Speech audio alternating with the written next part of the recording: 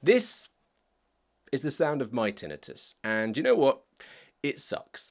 There are times when it's barely noticeable and others when it's inescapable, but I've come to realise that I'm in charge of my tinnitus and it's not in charge of me.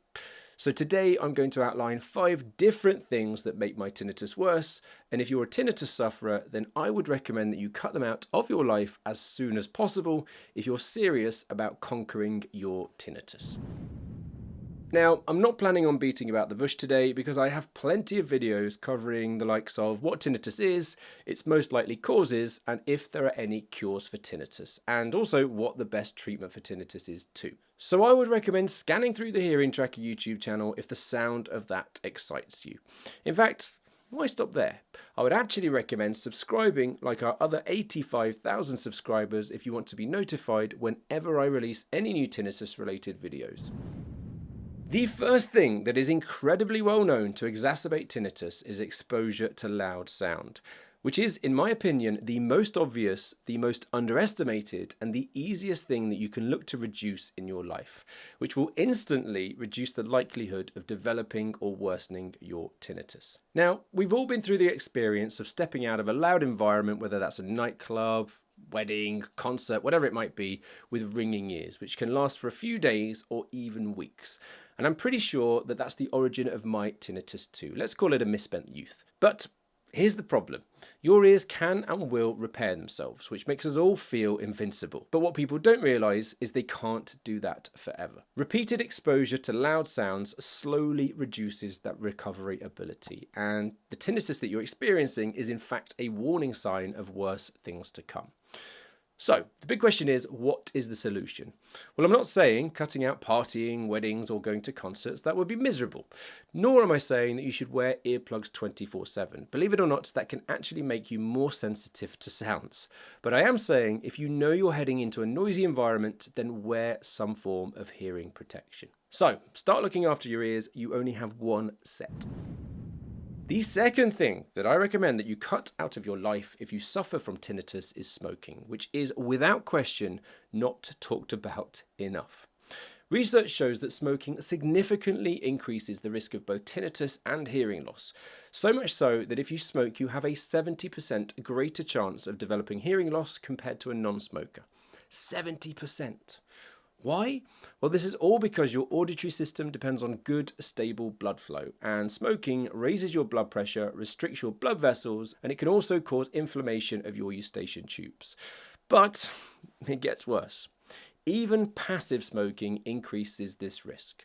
So if you live with someone that smokes, you're also at risk of this worsening or developing tinnitus too. Now you, put that cigarette out right now. The third massive contributor to your tinnitus getting worse is anxiety, depression, and stress. Now, I'm often told by my patients that their tinnitus is causing their stress, and it's rarely considered that their stress is causing their tinnitus, which I'm telling you is way more likely. One nice analogy behind tinnitus is that 50% of it is physiological and caused by some underlying physical damage, and the other 50% is psychological. More often than not, we can't resolve the physiological element because the damage has already been done. So we need to address the psychological side instead. Now, how do we know that there's a psychological element to tinnitus? You may have noticed that your tinnitus fluctuates if you're tired, stressed, or unwell. Yet nothing physiological is changing. This is all happening up here, and it happens to me. Now, rather than telling you to avoid stress, which wouldn't be helpful whatsoever, instead I'm recommending looking inwards to the origins of your stress, whether that be work, relationships, or personal circumstances, and then taking a proactive stance on regaining control in these areas of your life. Now, I know this is easier said than done, and so I would recommend finding an audiologist specializing in tinnitus and cognitive behavioral therapy plus mindfulness, as this can make a huge difference in overcoming your tinnitus. They can help to change your brain's response to your tinnitus and reverse your negative emotional reactions. Stress and tinnitus are well known to feed each other, creating a vicious cycle. CBT and mindfulness aim to break that cycle, with research showing that they're among the most effective long-term treatments for tinnitus. Today's fourth contributor to your tinnitus is sleep, or let's say a lack of sleep. Now, not long ago, I put out a poll on YouTube asking those of you watching my videos to report when you noticed your tinnitus was the worst. And there was a resounding response stating that it affected you most in those quiet moments just before you go to sleep. It's the same with me as well. Well, of course, that makes perfect sense. Nighttime is often the quietest part of the day, which means your tinnitus becomes center stage. You'll end up noticing it more, which means that you'll worry about it more. And then if you worry about it more, then that thought process can spiral. And suddenly you've been lying there for 2 hours thinking, if I don't sleep, then tomorrow's going to be awful. Which of course makes you more anxious, which then makes the tinnitus louder, which makes your sleep harder, and then that cycle continues. So what's the solution? What can you do about it? Well, there are 3 quick and easy things to try and improve your sleep. First, stop the coffee. Just stop it. I know it's delicious and you're probably using it as a crutch to get you through those days where you haven't slept, but it is not your friend, not right now. Secondly, stop screen time before bed. It stimulates you, it alters the endorphins flowing through your brain, and is the opposite of what you should be doing just before you go to bed. That goes for your phone or your television. Now, what would be better is to start reading a book instead. And then finally, exercise. Try working out to the point that you're so exhausted by the end of the day that your body needs to recover, and it will force you to sleep. And the 5th area of your life that's probably making your tinnitus worse is your general health. Now, I'm not saying that tinnitus is all in your head or that you can just eat a salad and it will absolutely disappear. I'm not doing that. But what we do know is this. Tinnitus doesn't exist in a vacuum.